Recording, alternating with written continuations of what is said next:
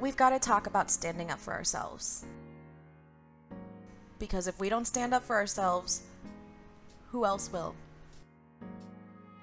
Hi everybody, my name is Mara. Welcome to Mara's Corner. In my channel, I talk about topics pertaining to self-employment, teaching online, digital freelancing, and shoot, I keep it real. And one of the things that I also like to talk about are subjects that pertain to our own self-advocacy, because at the end of the day, we are more than a job and we're more than a paycheck. I want to talk about self-authenticity, but more so standing up for ourselves. Now, I don't know about you or your circumstances, but for me, unfortunately, as a child, I was made fun of so many times. I mean, from the point I was younger to being a teenager, even to my early 20s, and really that kind of carried on. And maybe it's because I'm socially awkward. I think there's a lot of reasons and factors why I was teased. And I have to say that it's affected me to this day. So not only did that affect my overall self-esteem, but that affected my mental health. And the thing is though, what happened was, if you can relate, I had gotten made fun of so many times or picked on that I eventually developed this really deep and innate desire to become a people pleaser. So over the course of time, I feel like I kind of changed my personality to appease others, to gain approval, and to gain validation from other people and other individuals. So I would go out of my way, even if that meant bending my own boundaries, to make new friends or to expand my own social and professional network. And that's the thing I want to touch on, is that this quirk for me to want to please others transcended into my professional and work life. And what even happened, long story short, was episode after episode of me getting taken advantage of, either in the office or never really standing up for myself. And this is something that, just the whole topic of standing up for myself and standing up for oneself is really strong on my heart, is because for so long, if you're anything like me and you've been this people pleaser, you may have things like anxiety or just insecurity that is still something that is definitely packed in there, and there may be a lot of nuances to that particular reason why you're feeling that way. So what's happened for me is that I have been taken advantage of so many times, and I don't want to sound like a victim, but I've been taken advantage of so many times that I had been tired, just freaking tired of being a doormat. I am 31 years old right now, and if people are constantly putting you down, it just gets to the point where you're tired of it. It gets old, and you can kind of sniff it.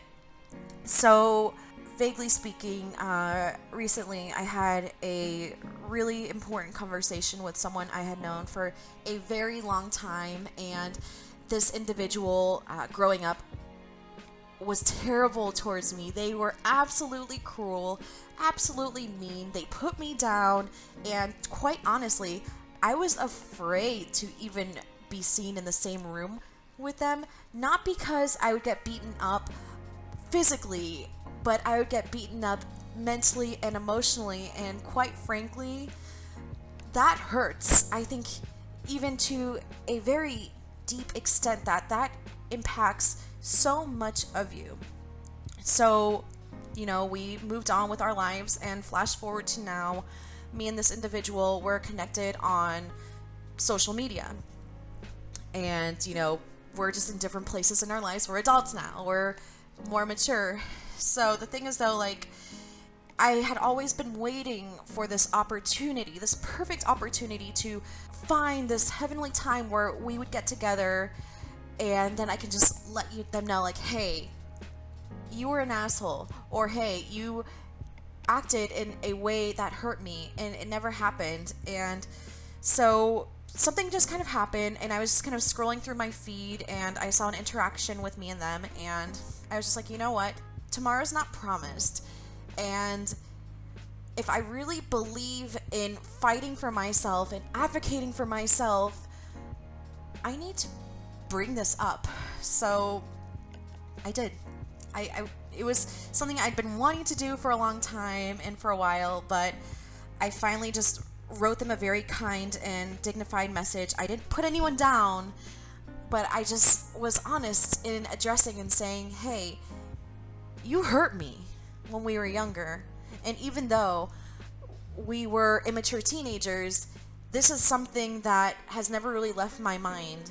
And while I am glad that you and I are communicating now, honestly, I feel as though this is a barrier for me wanting to get closer with you, and that barrier is still remembering the way you had treated me and the fact that you had hurt me. So in essence, this was the message that I had sent to the person, and the biggest thing was I wanted to get that off my chest because it was hurting me. It was just kind of eating away at me.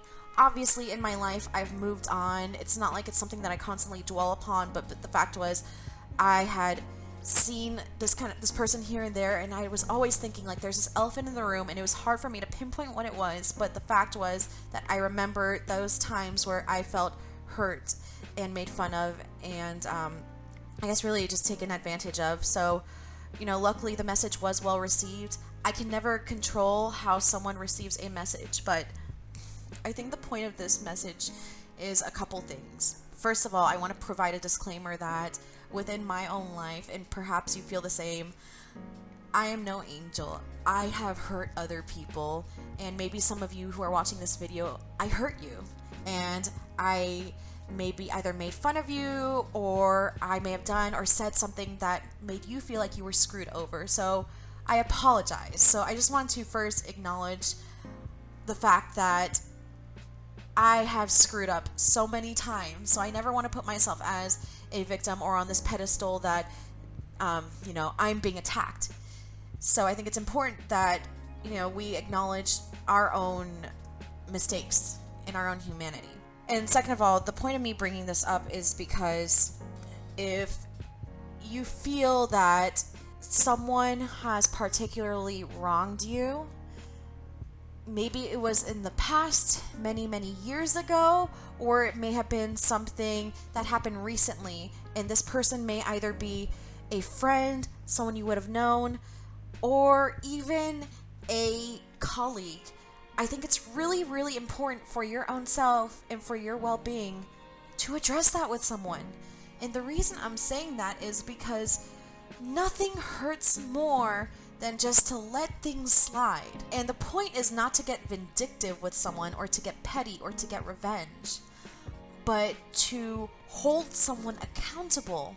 So it's really important that someone knows when they have said or done an action that has wronged you, or even the other end where maybe they did something neglectful and that act of negligence hurt you and yourself and your well-being. So there are some nuances that I definitely want to address within this, in that sometimes, sadly, you confronting an individual, it might not necessarily be safe for you. Perhaps confronting an individual might actually endanger you and your life and your well-being, or could endanger those around you. And for that, I definitely want to take that into account because it can get very complicated. But I think that when we are wanting to stand up for ourselves and also want to address someone else for what they have done, I think first, before we contact them, it's important that we stop and reflect upon why we're confronting them. Is the reason that we want to develop a friendship, or we want to forgive, or we want some sort of closure? What is the intent? And I think also when we are confronting someone, that it's important to do so with grace and with dignity, no matter how badly they hurt us. And the reason I'm saying that is if you're someone like me and you felt that someone that you knew hurt you, but you're trying to now develop a friendship and a positive rapport after the fact, I think it's important that you approach this subject, this very delicate subject, with dignity and grace, because cursing someone out or belittling them and saying things like, you asshole or you bitch, that's going to shut them down. And quite frankly, I don't feel like that is constructive language to use when you are trying to mend a situation. And I know it's complicated, but I think that as we are in this ongoing journey to advocate for ourselves, that it is important that we address issues of wrongdoings with others, because quite frankly for me, the minute I have done that with other people, and particularly this individual that I have in mind, I felt like there was this weight lifted off my shoulder, this weight that I had been holding on to for over 15 years. And the fact that what I did was I wrote them a letter. I got it out there. I can't control how someone reacts to what I'm going to say to them, but it was important for me to get this message out, not to shun them as an individual or their character, but to hold people accountable, because I think there's something really important to addressing conflict. Sometimes we have to do that, and it's going to happen in our lives. At some point, you're not going to be able to please everyone, and unfortunately, not everyone's going to like you, as you may not like everyone. But if you want to see some sort of closure between you and another individual, or you want to see an improvement of your relationship or dynamic, even if that means you're not interested in being best friends, I think it is vital, it is absolutely vital that you stand up for yourself and you confront them. But you confront them in a way that is dignified and kind, and not saying F you or screw you.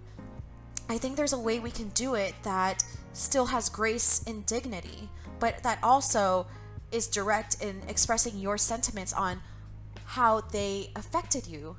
Because there could be a chance that as a result of that conversation, you could actually wind up having a really beautiful relationship with that individual, or at the very least, you are putting yourself out there and you are sharing truth with that individual.